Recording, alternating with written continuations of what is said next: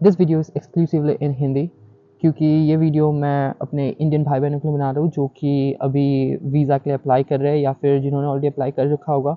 वैसे तो मैं इस वीडियो में आपको गाइड करने वाला हूँ कि आप वीज़ा के लिए किस तरीके से अप्लाई करते हो, उसका प्रोसीजर क्या रहता है, किन चीज़ों का आपका ध्यान रखना होता है, इंटरव्यू वगैरह एवरीथिंग मैं इसमें कवर करने की कोशिश करूँगा, but in a very short and precise manner. ठीक है। सो अभी हम जिस टाइमलाइन पे है, जिस टाइम पॉइंट पे है, अभी काफ़ी लोगों ने अपने वीज़ा फाइल्स ऑलरेडी सबमिट कर रखा होगा और मे बी किसी को मिल भी चुका होगा बाय दिस पॉइंट। ठीक है। बट आई नो कि most of you haven't submitted yet. आपने अपॉइंटमेंट में भी बुक कर रखा होगा और you might be planning to take a visa appointment. ठीक है। तो मैं आपको समझाता हूँ कि आखिर पूरा प्रोसेस, पूरा सीन क्या रहता है वीज़ा के लिए, किस तरीके से आप अप्लाई करते हो एंड क्या कुछ चीज़ों का आपका ध्यान रखना है। So let's start it. ठीक है।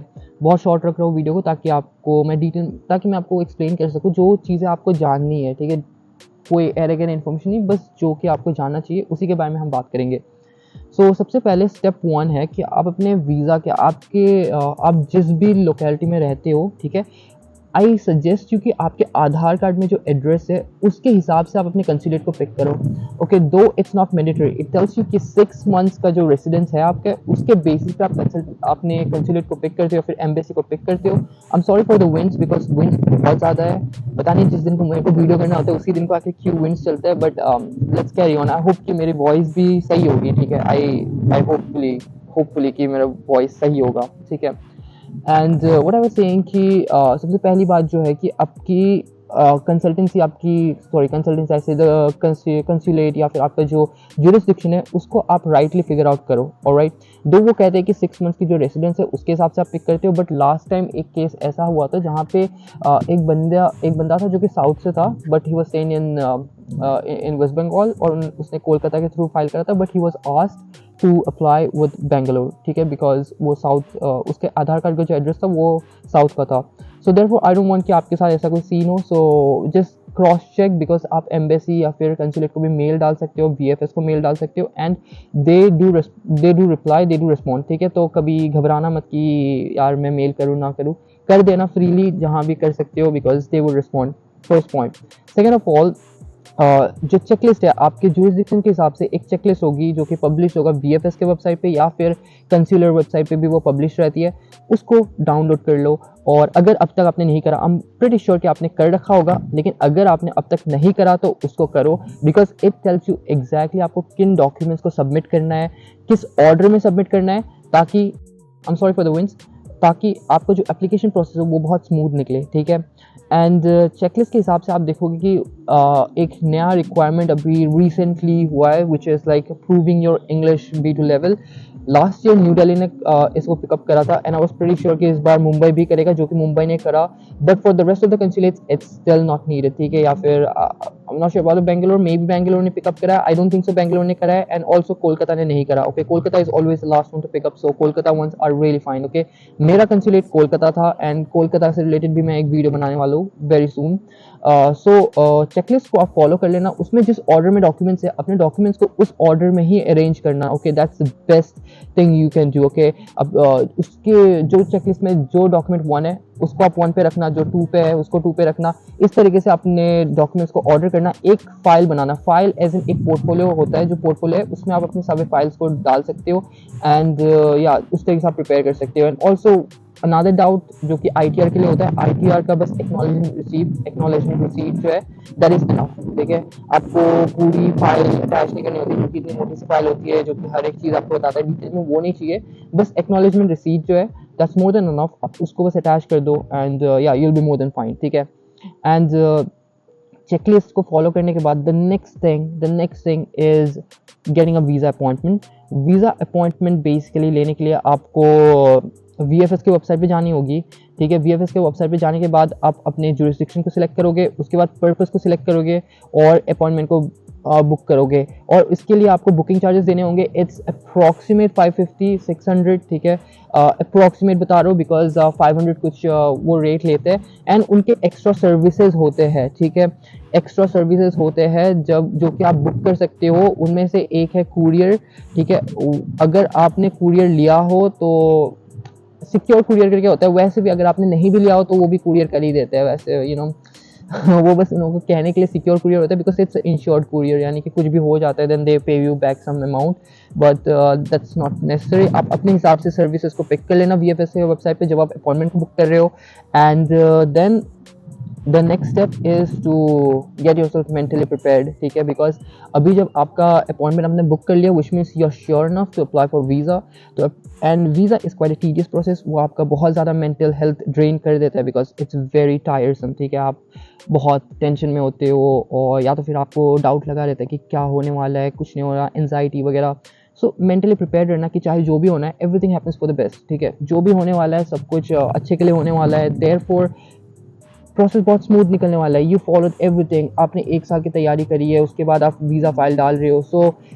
So just trust yourself, trust the process कि अब आप बस उस फाइनल स्टेज पे हो। मैं एग्जैक्टली 1 ईयर बिफोर और 4 जुलाई मैंने अपना वीज़ा फाइल डाला था, एंड 1 ईयर बाद आज मैं आपके लिए वीडियो बना रहा हूँ। एंड आई होप कि नेक्स्ट ईयर आप होंगे जो वीज़ा फाइल डालने के बाद आप भी ऐसे कोई वीडियो बना रहे हो if you get started with the YouTube. अब जब नेक्स्ट स्टेप की हम बात करते हैं which is like after getting yourself mentally very prepared कि ओके मैंने वीज़ा फाइल डाल दिया, result can be anything but I am positive, ठीक है।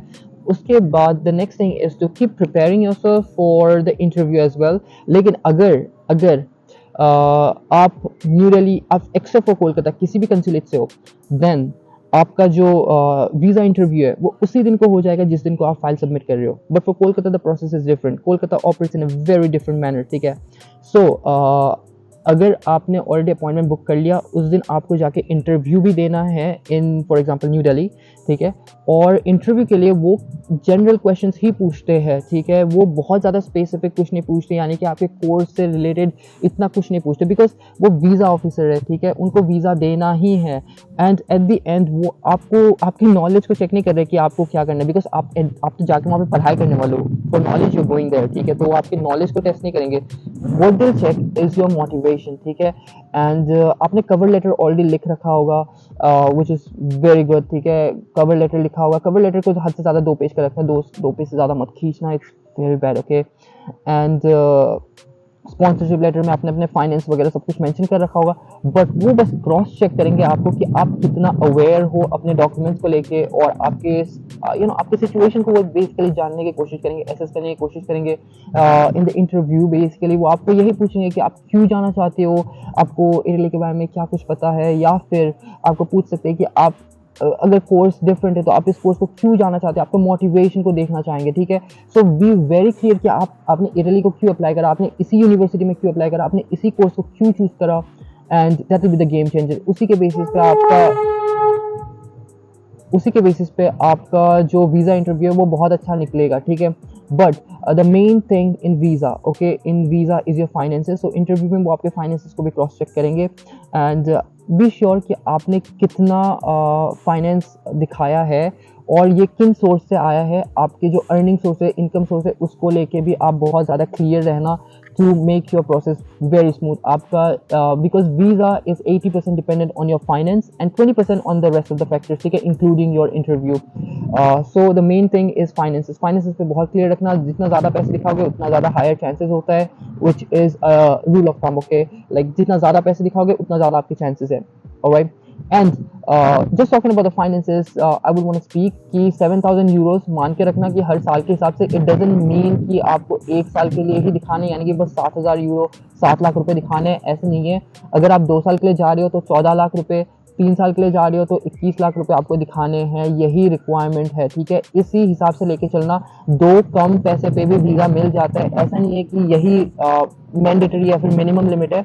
2 कम पे भी पैसे मिल जाते हैं वीज़ा, बट याद रखना कि ये कंपटीशन है, हज़ारों लोग अप्लाई कर रहे हो, उसमें से आपके एप्लीकेशन को सक्सेसफुल होना है, तो जितना ज़्यादा आप दिखाओगे उतना ज़्यादा आपके लिए बेहतर है, ठीक है। आई होप कि ये पॉइंट भी क्लियर हो गया होगा।